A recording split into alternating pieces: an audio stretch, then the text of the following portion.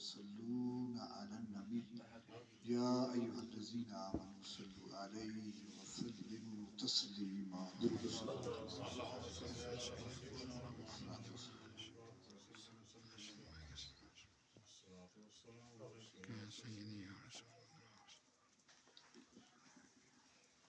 اللہ تبارک و تعالیٰ کا لاکھ لاکھ شکر ہے کہ آج ہم اپنے بھائی صوفی فضل صاحب کے گھر پر موجود ہیں.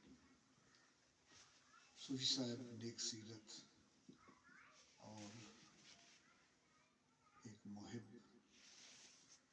آج کے دور کے ہمارے ولی اللہ ہیں، جن کی یادداشت ہے، جو یہ یاد رکھتے ہیں اپنے مرحومین کو، ان کی بخشش کے لیے دعا کرتے ہیں.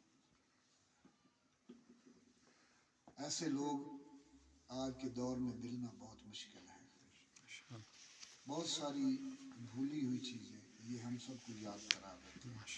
اللہ تعالیٰ عمر میں، علم میں، رزق میں، صحت میں برکت عطا فرمائے. یہ ہمارے لیے قابل تقلید ہے کہ ایسے لوگ ہم میں ہیں جو ہماری چیزوں کو یاد رکھتے ہیں ہمارے لیے. ورنہ آج کا دور آپ کے سامنے ہے، یہ جو ہنگامہ خیز زندگی ہے، یہ جو معاملات خاص کر اس ملک میں صبح و شام ایک دوڑ ہے. ویسے بھی یہ 15ویں صدی ہے. انسان حرص و حوث، شہوت، نفسانی خواہشات کا ایک منبع بن چکا ہے، ان کے پیچھے لگا ہوا ہے رات دن. اس کے لیے مرنے کے لیے بھی ٹائم نہیں ہے. آخرت کا سوچنا تو بہت دور کی بات ہے. تو ایسے لوگ ہمارے لیے خوش قسمت لوگ ہیں، ہم خوش قسمت لوگ ہیں. پھر آج ہم یہاں ان کے گھر میں اتنے احباب اکٹھے بیٹھے ہیں، یہ بھی اللہ تعالیٰ کا انعام ہے. جیسے اس کی بہت نعمتیں ہیں ہم پر، ہم اس کی نعمتوں کو شمار نہیں کر سکتے. وَإِن تَعُدُّوا نِعْمَتَ اللَّهِ لَا تُحْصُوهَا، قرآن مجید میں ہے کہ تم میری نعمتوں کو شمار نہیں کر سکتے. حقیقت ہے کوئی انسان اس کی نعمتوں کو شمار نہیں کر سکتا. کتنے انعام ہیں اس کے ہم پر. تو یہ ایک بہت بڑی نعمت ہے اس دور میں کہ ہم اتنے لوگ اکٹھے ہو کر بیٹھے ہیں. قیامت کا دن ہوگا، میرا رب اعلان فرمائے گا اینا متحابون فیہا، کہاں ہیں وہ لوگ جو میری خاطر ایک دوسرے سے محبت کرتے ہیں. وہ صفیں چیرتے ہوئے آگے آ جائیں گے. این المتجالسون فیہ، کہاں ہے وہ لوگ جو میری خاطر اکٹھے بیٹھا کرتے تھے. وہ صفیں چیرتے آگے آ جائیں گے. این متظاہرون فیہا، کہاں ہیں وہ لوگ جو میری خاطر مل جل کر بیٹھتے تھے. آ جاؤ میں تم سب کو بے حساب جنت میں داخل کروں گا. تو آج ہمارا یہاں پر بیٹھنا کوئی دنیاوی اغراض و مقاصد نہیں ہے، کوئی کمائی کے لیے، مال و زر کے لیے ہم نہیں آئے ہیں. ہم اللہ اور اس کے رسول اور ان کے ولیوں کی محبت اور نسبت کے صدقے میں مل کے بیٹھے ہیں. اور یہ لمحہ ہماری زندگی کا سرمایہ ہے. اس لمحے اتنا قیمتی ہیں یہ لمحے کہ قیامت کے دن ترازو میں سب سے زیادہ بھاری یہ لمحات ہوں گے.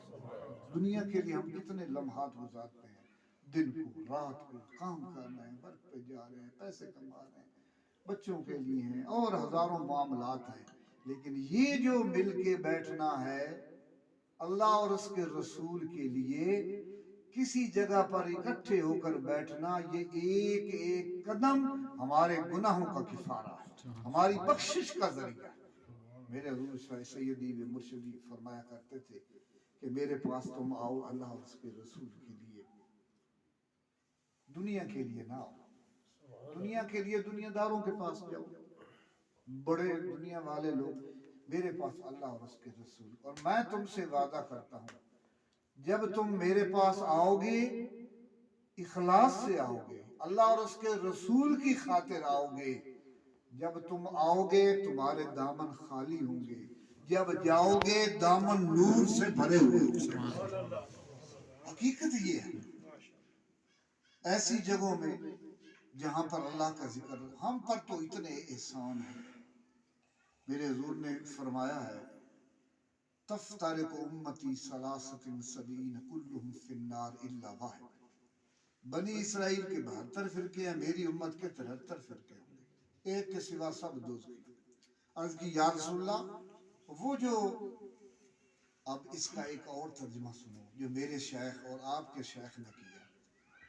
آپ نے فرمایا، حضور نے جو فرمایا ہے نا میری امت کے 73 فرقے، اس سے مجھے یہ معلوم ہوتا ہے کہ حضور سب کو ہی بخشوا لیں گے۔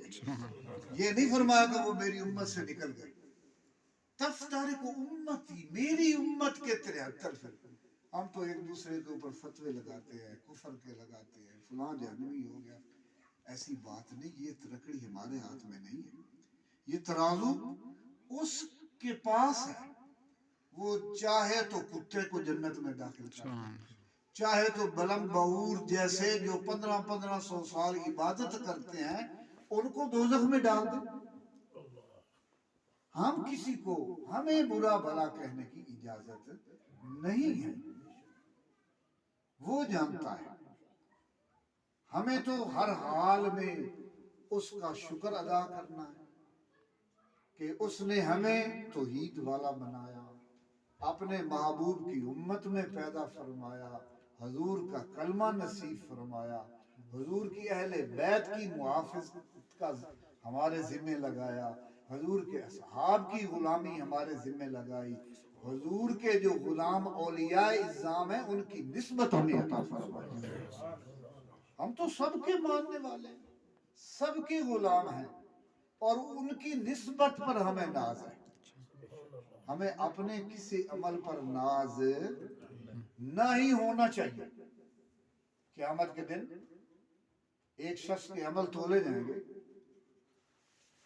تو اللہ رب العزت فرمائے گا اس نے زندگی میں کوئی گناہ نہیں کیا لہذا اسے جنت میں بھیج دو۔ وہ کہے گا نہیں میرے رب تو جو ہے نا اعمال دیکھ میرے، میں نے زندگی میں کوئی گناہ نہیں کیا۔ میرے رب کہے گا نہیں نہیں تو جاؤ جنت میں میرے فضل سے، میری مہربانی سے، میرے کرم سے۔ وہ کہے گا نہیں پہلے میرے اعمال دیکھو، میری زندگی دیکھو، اس میں کوئی گناہ ہے؟ اللہ فرمائے گا نہیں ہم نہیں دیکھتے، بے شک تو نے زندگی پار سائی میں گزاری لہذا میں بھیج رہا ہوں جنت میں، تو میرے کو کہتا ہے فضل سے میں نہیں جاؤں گا۔ اللہ فرمائے گا فرشتوں ٹھہر جاؤ، ترازو لے آؤ، ترازو لایا جائے گا، ترازو کے ایک پلڑے میں ایک آنکھ نکال کر رکھ دی جائے گی۔ اللہ فرمائے گا یہ جو آنکھ جس سے تو جہان دیکھتا تھا، یہ جو میں نے تمہیں عطا کی، اب اس کا میں تجھ سے حساب لوں گا۔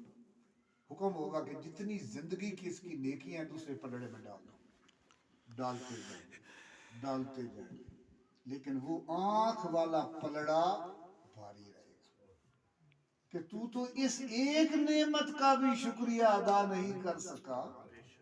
یہ جو میں نے تمہیں آنکھ دی ہے جس سے تو دیکھتا تھا جہان کو، لہذا فرشتوں اس کو جہنم میں لے جاؤ۔ یہ رکتا نہیں، اسے میں نے کہا کہ میرے فضل سے جاؤ جنت میں، یہ نہیں جاتا، یہ کہتا نہیں میرے ذمہ کو گناہ لگاؤ، میں فضل سے نہیں اپنے اعمال سے جاؤں گا۔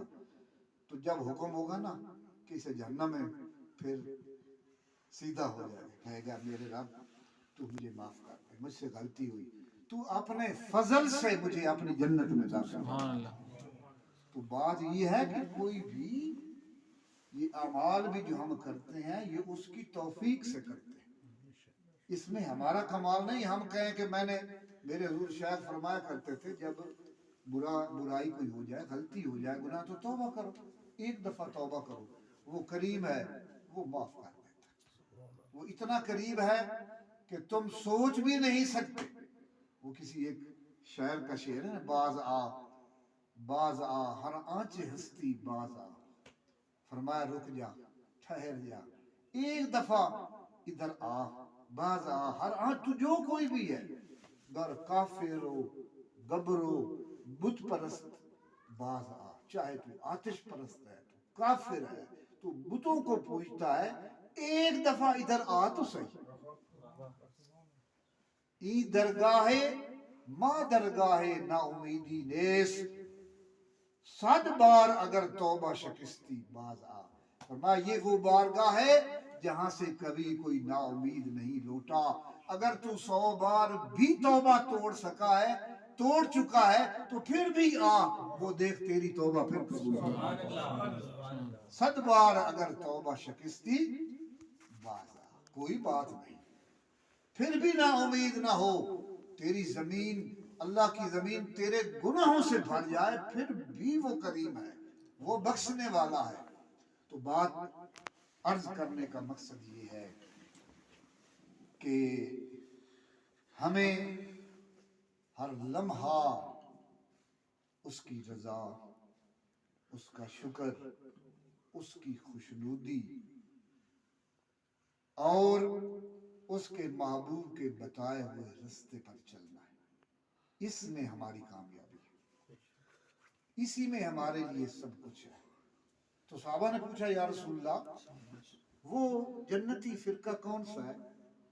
حضور نے فرمایا تفترق امتی، میری امت کے 73 فرقے۔ تو میرے اور آپ کے شیخ فرماتے تھے یہ جو حرف ہے نا پہلا، حضور نے یہ نہیں فرمایا کہ ایک فرقہ میری امت میں باقی سب نکل گئے، نہیں، میری امت میں 73 فرقہ، اس سے مجھے معلوم ہوتا ہے کہ 73 کا 73 ہی جنت میں جائے گا، میری امت کے 73 فرقے۔ تو صحابہ نے عرض کی یا رسول اللہ وہ جنتی؟ فرمایا ما انا علیہ و صحابی، جو میرے طریقے اور میرے اصحاب کے طریقے پر ہوگا وہ جنتی ہے، وہ ناجی فرقہ ہے، نجات والا فرقہ ہے جو میرے طریقے اور میرے اصحاب کے طریقے۔ تو ہمارے پاس ایک یہ چیز ہے کہ صحابہ نے حضور کو دیکھا، ان کے ذریعے، اہل بیت کے ذریعے ہم تک دین اسلام پہنچا، اولیاء کاملین کے ذریعے سے ہمارے تک پہنچا۔ ہم نے اپنے شیخ کو دیکھا، اس کی بیعت کی، اس کے ہاتھ پر توبہ کی، اور پھر اس نے اپنے شیخ کو دیکھا، اس نے اپنے شیخ کو دیکھا، اس نے پیران پیر دستگیر غوث پاک کو دیکھا۔ اسی طرح یہ کڑی ہے، وہ ہمارے حضور فرمایا کرتے تھے یہ لکھا لکھے کی بات نہیں، یہ دیکھا دیکھے کی بات ہے۔ ہم نے لکھا ہوا دین نہیں لیا، ہم نے تو دیکھ کے دین لیا ہے۔ ہم نے یہ کوئی پڑھ پڑھا کر نہیں دین لیا، لکھا لکھے کی بات نہیں، یہ دیکھا دیکھے کی بات ہے۔ جیسے دولہا دلہن مل گئے پھیکی پڑی برات ہے۔ تو ہم نے تو اپنے شیخ کو دیکھا، ان کے اعمال کو دیکھا، ان کا اٹھنا بیٹھنا، ان کے اخلاق کو دیکھا، ان کے اخلاص کو دیکھا، ان کے شب و روز کو دیکھا، انہوں نے اپنے شیخ کو دیکھا اور ان کے شیخ نے اپنے شیخ کو دیکھا۔ تو یہ تو دیکھا دیکھے کی بات ہے، لہٰذا ہم تک جو پہنچا ہے وہ ہماری آنکھوں نے دیکھا۔ اسی لیے کہتے ہیں کہ جس نے اپنے شیخ کو دیکھا اس نے مصطفیٰ کو دیکھ لیا۔ کیونکہ یہ ایک کڑی ہے، یہ ایک لڑی ہے، یہ ایک چین ہے جس کے ذریعے ہم تک یہ سب کچھ پہنچا۔ تو ہمارے لیے تو یہ بہت بڑی ہی خوش بختی ہے کہ ہمیں ان اللہ والوں سے نسبت ہے۔ قرآن مجید میں الرحمن فاسأل بہ خبیرا، میں رحمان ہوں، لیکن خبر رحمان کس کو کہتے ہیں؟ تھوڑا سا زیادہ ٹائم نہیں لوں گا۔ ایک ہے رحمت، ایک ہے عدل، ایک ہے رحمت، ایک ہے رحمان، یہ صفت ہے۔ رحمت کیا ہے کہ ایک آدمی سے آپ نے مزدوری کی کہ میں تمہیں 100 دوں گا، یہ کام کر لو، تم نے دیا، تو نے یہ انصاف کیا۔ اب تم نے 100 کی اس سے بات کی تھی اور جب وہ فارغ، اب تم خوش ہو گئے، 100 کی بجائے آپ نے اس کو 150 دے دیے، اس کو کہتے ہیں رحمت۔ رحمان صفت وہ ہے کہ ہم اور تم کچھ نہ کریں پھر بھی وہ سب کچھ عطا کرتا ہے، یہ اس کی صفت رحمان ہے۔ وہ جو اس کے نہیں مانتے، کافر ہیں، بت پرست ہیں، آتش پرست ہیں، دیر، یہ ان کو بھی دیتا ہے۔ آپ خود دیکھ لو، ابراہیم علیہ السلام اکیلے کھانا نہیں کھاتے تھے، تو ایک دفعہ ایک آ گیا آتش پرست تھا، تو آپ نے بسم اللہ پڑھی کھاتے وقت، تو اس نے کہا یہ تم نے کیا پڑھا؟ یہ میرا نام، میرے رب کا نام ہے، میں اس کا بندہ ہوں، اس کا نام لے کر کھاتا ہوں، اس کا دیا ہوا کھاتا ہوں۔ اس نے کہا میں تو نہیں مانتا تیرے رب کو، میں تو نہیں مانتا تیرے رب کو۔ آپ نے کہا نہیں مانتا تو جاؤ۔ وہ چلا گیا، تھوڑی دیر ہوئی، میرے رب نے وحی کی، میرے پیغمبر تو میرے بندے کو ایک وقت پہ کھانا نہیں دے سکا؟ اس کی مالک وہ تو تیرا منکر ہے، تیرا انکار کرتا ہے، میں تجھے لایا تھا۔ فرمایا اسے دیکھا اس کی کتنی عمر ہوگی؟ دیکھا۔ فرمایا اس کو کون رزق دیتا ہے؟ کہ نہیں مانتا پھر بھی میں دیتا ہوں، بندہ تو میرا ہے۔ جب میرے رب نے یہ بات کی تو اللہ کا خلیل ابراہیم خلیل کھانا وہیں پر چھوڑا، بھاگے اس کے پیچھے، اسے تلاش کیا، اسے پکڑا، اسے کہا آ یار میرے ساتھ کھانا کھا۔ اس نے کہا میں مجھے یہ ابھی تو نے مجھے اٹھایا، دھکے دے کر باہر نکال دیا، اب پھر آ گیا مجھے، میں تیرے رب کو نہیں مانتا، اب پھر آ گیا، بات کیا ہے مجھے بات بتا۔ آپ نے کہا یار بات یہ ہے کہ جس کا میں بندہ ہوں، جو مجھے رزق دیتا ہے وہ مجھ سے ناراض ہے۔ اس نے کہا بے شک وہ مجھے نہیں مانتا، بندہ تو میرا تھا، لہذا اسے واپس لے آؤ، اسے کھانا کھلاؤ، اس لیے میں آیا۔ اس نے کہا ہاں ایسا ہے تیرا رب؟ اس نے، آپ نے فرمایا تیرا بھی وہی رب ہے، اس نے مجھے بھگایا، اسے لے کر آؤ۔ فرمایا اگر وہ ایسا کریم ہے تو مجھے پہلے کلمہ پڑھاؤ، بعد میں تیرے ساتھ کھانا کھاتا ہوں۔ تو وہ تو اتنا کریم ہے، اس کا تصور بھی ہم نہیں کر سکتے۔ لہذا ہر حال میں ایک دیکھیے، ایک جگہ پر ایک چور ہے گھر میں، اس نے گٹھڑی باندھی گھر کی، بھاگنے لگا، گھر والے جان گئے، بڑے جوان دو بھائی تھے اس کے پیچھے لگ گئے، اس نے دیکھا یہ تو اب نہیں چھوڑے گا، یہ پکڑ لے گا۔ سامنے مسجد دیکھی اس نے سامان ادھر پھینکا اور مسجد میں جلدی جلدی اس نے نماز نیت کر کہتا اللہ اکبر۔ وہ بھی پیچھے آ رہے تھے، انہوں نے بھی چھلانگ لگائی، اندر مسجد میں آ گئے۔ ایک بڑا بھائی تھا ایک چھوٹا، وہ جو بڑا ہے نا وہ کہتا یہ وہی ہے، یہ ہمارے ڈر سے اس نے یہ نماز لی تھی، اس نے نماز ہمارے ڈر سے کی ہے، پکڑا نہ جاؤ۔ چھوٹا کہتا ہے نہیں یار، چوروں کا کیا کام ہے نماز پڑھنا، یہ کوئی اللہ کا بندہ ہے، یہ اس پچھلے پہر میں نماز ادا کر رہا ہے، تو اس کی بے ادبی کرے گا اللہ ناراض ہوگا۔ چلو وہ آگے نکل گیا، ہم اس کو ڈھونڈتے ہیں۔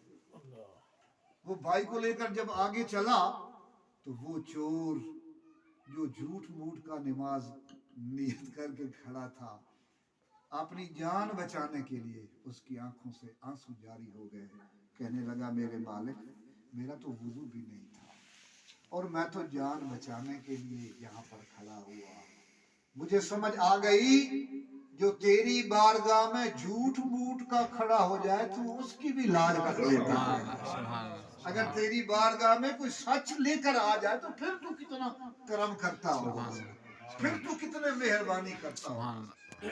اس کی دل کی جو دنیا ہے وہ روشن ہو گئی۔ تو بات یہ ہے کہ وہ دیکھو، آج ہم کہتے ہیں جی نماز پڑھتا ہوں تو دلیلیں آتی ہیں، بھئی آتی رہیں، یہی تو مقابلہ ہے، دلیلوں کا کام ہے، دلیلوں کا کام ہے۔ بعض لوگ ہمیں کہتے ہیں جی دلیلیں بہت آتی ہیں، میں کہتا ہوں نماز کا ترجمہ یاد کر لو، جب تم پڑھتے ہو تمہیں پتا ہو، عربی پڑھتے ہو آپ کو معنی کا پتہ ہی نہیں میں کیا کہہ رہا ہوں زبان سے۔ تو دوسرا طریقہ یہ ہے کہ اگر دلیلیں آتی ہیں تو آتی رہیں، اسی سے آتے رہیں۔ آپ یہ دیکھو کہ اس نے تمہیں توفیق دی، وہ ایک وضو کیا اللہ کے گھر میں، اس کی طرف، یہ ہمارا کام ہے، آگے وہ جانے اور اس کا کام جانے۔ آپ کوشش کر رہے ہو، آپ کھڑے ہو. جب کوئی آدمی کھڑا ہوتا ہے میرے حضور نے فرمایا اس کے سر پر گناہوں کی گٹھڑی ہوتی ہے. جب اللہ اکبر کرتا ہے سجدے میں جاتا ہے اللہ فرماتا ہے فرشتوں یہ گٹھڑی اتار دو، یہ میری بارگاہ میں سر جھکائے کھڑا ہے. اتار دیا جاتا ہے. جب سلام پھیرتا ہے، یہ ہر ایک نماز کی بات بتا رہا ہوں. جیسے ہر جمعہ دوسرے جمعے تک گناہوں کا کفارہ ہے، ہر نماز تک گناہوں کا کفارہ ہے، رمضان شریف تک گناہوں کا کفارہ ہے، حج تک، عمرے تک گناہوں کا کفارہ ہے. نماز تک تیرے اور میرے گناہوں کا کفارہ ہے. تو وہ گٹھڑی اتار دی جاتی ہے.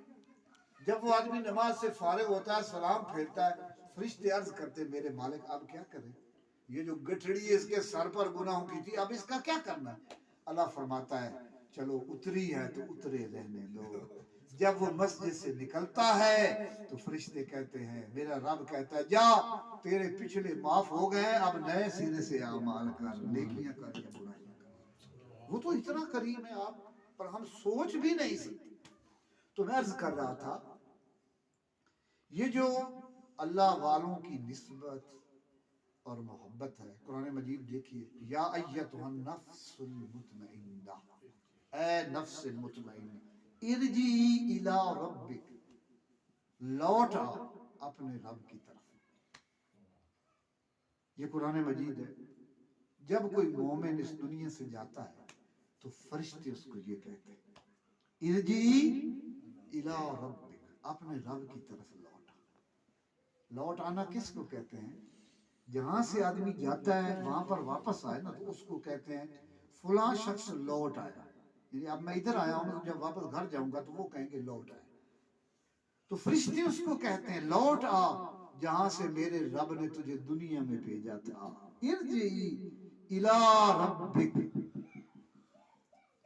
اب تو لوٹ رہا ہے تو فرمایا اب ڈرنے کی ضرورت نہیں کہ تو گھبرایا ہوا میرے ساتھ کیا ہوگا. تو ڈر رہا ہے، تو کسی افسر کے پاس نہیں جا رہا، تو کسی بادشاہ کے کسی تھانے دار کے پاس نہیں، تجھے ڈرنے کی ضرورت نہیں ہے. کیوں؟ تو اپنے کریم رب کے پاس جا رہا ہے. راضیۃ مرضیہ، اس حال میں لوٹ آ کہ وہ تجھ پہ راضی ہے اور تو اس پہ راضی ہو.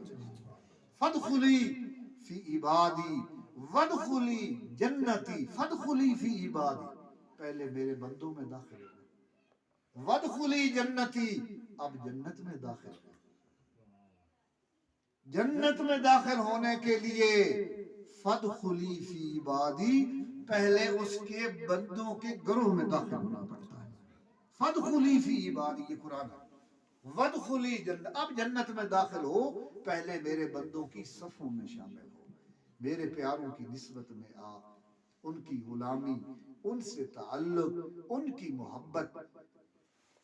اب دیکھیے ابراہیم بن ادم رات کو کمرہ روشن ہو گیا، مشہور آپ نے سنا ہوگا. تو دیکھتے ہیں ایک فرشتہ ہے، اس کے ہاتھ میں رجسٹر ہے. تو پوچھتے ہیں یہ کیا ہے؟ کہا یہ اللہ کے دوستوں کا ناموں کی لسٹ ہے. تو آپ نے فرمایا دیکھو اس میں میرا نام ہے. اس نے کہا آپ کا نام نہیں ہوتا تو میں بتاتا. اور چلو ان میں نہیں تو کوئی بات نہیں. جب تم لکھو نا یہ اللہ والوں سے جو لوگ محبت کرتے ان کا نام لکھنے کی باری آئی تو پھر میرا نام لکھنا کہ میں اللہ کے بندوں سے وہ ہے نا میں گردش کوئے یار کرتا. سبحان اللہ. بس یہی کاروبار اللہ اللہ اللہ، سبحان اللہ، بندگی کی خبر نہیں مجھ کو، میں تیرے بندوں سے پیار کرتا. سبحان اللہ، سبحان اللہ. تو آپ نے فرمایا جب ان اللہ والوں کے محبین کا نام لکھنا ہو تو میرا نام لکھ دینا کہ میں اس کے بندوں سے بہت پیار کرتا ہوں. دوسرا دن وہ پھر کمرہ روشن ہو گیا. ابراہیم بن ادم نے دیکھا، فرمایا پھر آئے ہو؟ جی آیا ہوں. لسٹ ہے. فرمایا بتاؤ اس میں میرا نام ہے؟ فرمایا تیرا نام آج ٹاپ آف دی لسٹ ہے، سبحان اللہ. سب کے اوپر تیرا نام ہے. کہنے لگے میرا نام؟ میرے رب نے حکم دیا ہے جو میرے بندوں سے محبت کرتا ہے وہی میرا سب سے بڑا دوست ہے. سبحان اللہ. جو میرے بندوں سے محبت کرتا ہے, جو میرے بندوں سے پیار کرتا ہے, وہی میرا سب سے بڑا دوست ہے. تو یہ ہے حب الفقراء مفتاح الجنہ. یہ میرے حضور کے حدیث ہے. اللہ کے پیاروں کی محبت جنت کی کنجی ہے. حب الفقراء مفتاح الجنہ. حب پاکاں کلید جنت است, دشمن عیسیٰ سزائے لعنت است. تو اللہ والوں کی محبت, اللہ والوں سے پیار. میرے حضور کریم رؤوف الرحیم صلی اللہ علیہ وسلم فرماتے ہیں, اے میرے صحابہ میں تمہیں اللہ کے بندوں کی نشانی بتاؤں؟ حضور فرمائیے. میرے حضور فرماتے ہیں اذا رؤوا ذکر اللہ, جن کو دیکھنے سے تمہیں رب یاد آ جائے وہی اللہ کے بندے ہیں. یہ حدیث میرے حضور کا فرمان. حضور غوث پاک شیخ عبد القادر جیلانی رضی اللہ تعالی عنہ, آپ کے اور میرے پیر پیران پیر دستگیر محبوب سبحانی قطب ربانی رضی اللہ تعالی عنہ سے کسی نے پوچھا حضور اللہ کے بندوں کی نشانی بتائیے. آپ نے فرمایا اللہ کے بندوں کی نشانی یہ ہے کہ جس جگہ سے وہ گزر جائے وہاں پر تم گزرو تمہیں اللہ یاد آ جائے. سبحان اللہ. جہاں سے ان کا گزر ہو فوراً آپ کا شاگرد تھا, کہنے لگا کریم آقا صلی اللہ علیہ وسلم کا تو فرمان ہے جو ان کو دیکھے اذا رؤوا ذکر اللہ, اللہ یاد. تو آپ کیا کہہ رہے ہیں؟ آپ فرما رہے ہیں جہاں سے وہ گزر جائیں ان کے رستے پر تم گزرو تو تمہیں اللہ یاد آ جائے. تو میں بیٹا تو نے قرآن نہیں پڑھا؟ ان الصفا والمروہ من شعائر اللہ. صفا و مروہ یہ اللہ کی نشانیاں ہیں. یہاں پر اللہ کی بندی مائی ہاجرہ گزری تھی, گزر گئی, ان کا نام بھی نہیں لیا. فرمایا یہ میری بندی کی گزرگاہ ہے, تم یہاں پر گزرو تمہیں میں رب کا معرفت اور اس کی محبت اور اس کی رضا تمہیں حاصل ہو جائے گی. یہ حضور غوث پاک نے فرمایا. آپ نے فرمایا تو نے قرآن نہیں پڑھا ان الصفا والمروہ من شعائر. وہ تو گزر گئی چلی. آج تک حج قبول نہیں ہوتا جب تک تم وہاں پر صحیح کس کو کہتے ہیں؟ کوشش کو. صحیح کا لغت میں جو معنی ہے وہ ہے کوشش کرنا, کوشش کرنا. تو اس کوشش کیا تھی؟ ایک پیغمبر کی پیاس کو بجھانے کے لیے پانی کی تلاش تھی. تو آپ وہیں بیٹھ کر دعا بھی تو مانگ سکتے تھے. نہیں, یہ ہمیں درس اور سبق ہے کہ آپ کوشش کرو. کوشش کرو گے, اگر کوشش کرو گے فرمایا جس نے چاہا اس نے پا لیا, جس نے کوشش کی اس نے پا لیا, جس نے کوشش نہیں کی اس نے نہیں پایا. وہ تو حضرت ابراہیم خلیل اللہ کی زوجہ ہے, وہ تو اسماعیل ذبیح اللہ کی والدہ ہیں, اور پانی کی تلاش پر نکل پڑی اور 7 چکر بھی لگائے آپ نے. 7ویں چکر میں جب دیکھا تو جہاں پر وہ ایڑیاں رگڑ رہے تھے وہاں پر میرے رب نے آب زمزم جاری کر دیا, سبحان اللہ. چشمہ جاری کر دیا. میرے حضور فرمایا اس کو دیکھنا عبادت ہے, اس کو پینا بیماریوں کا علاج ہے, سبحان اللہ. بیماریوں کے لیے شفا ہے. تو یہ بات ہے کہ جہاں پر اللہ والوں کی گزر ہو جاتا ہے ہمیں تو اس ذات کا شکر ادا کرنا چاہیے کہ ہمیں اللہ والوں کی نسبت نصیب ہے. آج کے اس پرفتن دور میں, آج کی اس ہنگامہ خیز دنیا پرستی, ہوس, شہوت, ہرس, لالچ, صبح شام زندگی گزر رہی ہے. صبح ہوتی ہے, شام ہوتی ہے, زندگی یوں ہی تمام ہوتی ہے. سونے والے رب کو سجدہ کر کے سو, کیا خبر اٹھے نہ اٹھے صبح کو. زندگی آمد برائے بندگی, زندگی بے بندگی. تو یاد رکھیے 1000 مسجدیں بنوانے سے ایک بھوکے کو کھانا کھلانا افضل. اللہ اکبر. یہ سبحان رب اللہ. کو اپنی مخلوق اتنی پیاری ہے آپ اور میں سوچ نہیں سکتے. سبحان اس کو یہ عمل اس سے زیادہ پسند ہے.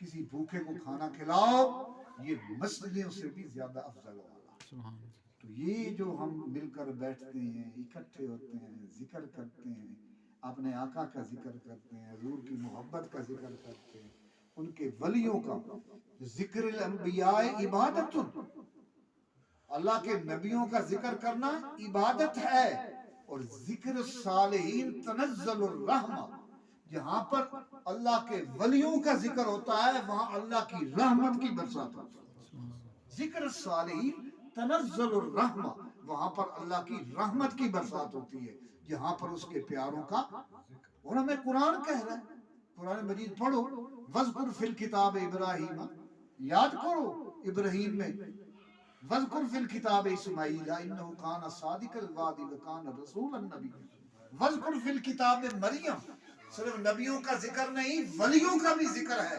قرآن مجید میں، کہ ذکر کرو مریم کا، وذکر فی الکتاب مریم، میرے کلام میں مریم کا ذکر کرو۔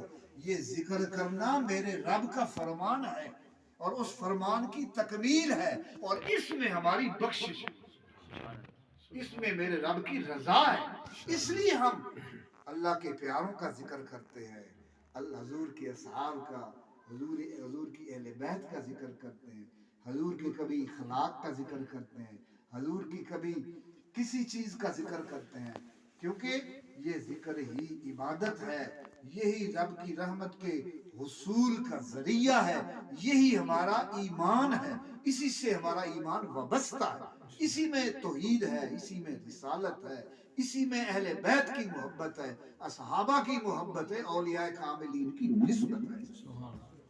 تو اللہ رب العزت ہمیں یہ جو چند میں نے الفاظ آپ کی خدمت میں پیش کیے ہیں، اس پر عمل کی توفیق عطا فرمائے، اور اپنے پیاروں کی ہمیں محبت عطا فرمائے۔ ہمیں اپنے اعمال پر کچھ بھروسہ نہیں ہے، ہمیں بھروسہ ہے تو اللہ کے ان پیاروں کی نسبت پر بھروسہ ہے، یہی ہماری بخشش کا ذریعہ ہے۔ اللہ تعالیٰ آپ سب بھائیوں کو، آپ اکٹھے ہوتے ہو، میرا دل باغ باغ ہوتا ہے۔ 30 سال کے بعد میں آیا ہوں، جو مرحومین کا ذکر کیا ہے، یہ ہمارے بھائی صوفی صاحب نے، اللہ تعالیٰ ان کی لمبی عمر کرے، اللہ ان سب کی بخشش فرمائے۔ ایک بزرگ تھے، وہ کہتے ہیں کہ میں 2 نفل پڑھا کرتا تھا رات کو، بعد میں بات آ گئی، ایصال ثواب امت محمد صلی اللہ علیہ وسلم۔ ایک رات میں سویا، میرا نصیبہ جاگ گیا، اللہ کے محبوب تشریف لائے، میں خواب میں حضور آپ مجھ مسکین اور حقیر، فرمایا تو جو 2 نفل پڑھتا ہے نا میری امت کے ایصال کے لیے، میں اس کی مبارک دینے کے لیے آیا ہوں۔ تو اپنے مرحومین کی مغفرت، ہم تو ہر نماز میں دعا مانگتے ہیں، ربنا اغفر لی ولوالدی وللمؤمنین یوم یقوم، اے میرے اللہ بخش دے مجھے اور میری اماں کو بخش دے، میرے باپ کو بخش دے، تمام ایمان والوں کی بخشش فرما۔ اللہم ربنا اغفر لنا ولاخواننا الذین سبقونا بالایمان، میرے حضور دعا مانگا کرتے تھے، اللہم اغفر، تو ہمیں حکم دیا گیا ہے کہ ہم حضور کی امت کی بخشش کی دعا کیا کریں، اور حضور کی نسبت، حضور کی بتائی ہوئی باتوں پر عمل کریں گے تو ہمارا یہ جہان، ہماری قبر، آخرت سب کچھ ٹھیک ہو جائے۔ اللہ رب العزت ہم سب کو عمل کی توفیق عطا فرمائے۔ وآخر دعوانا ان الحمد للہ رب العالمین۔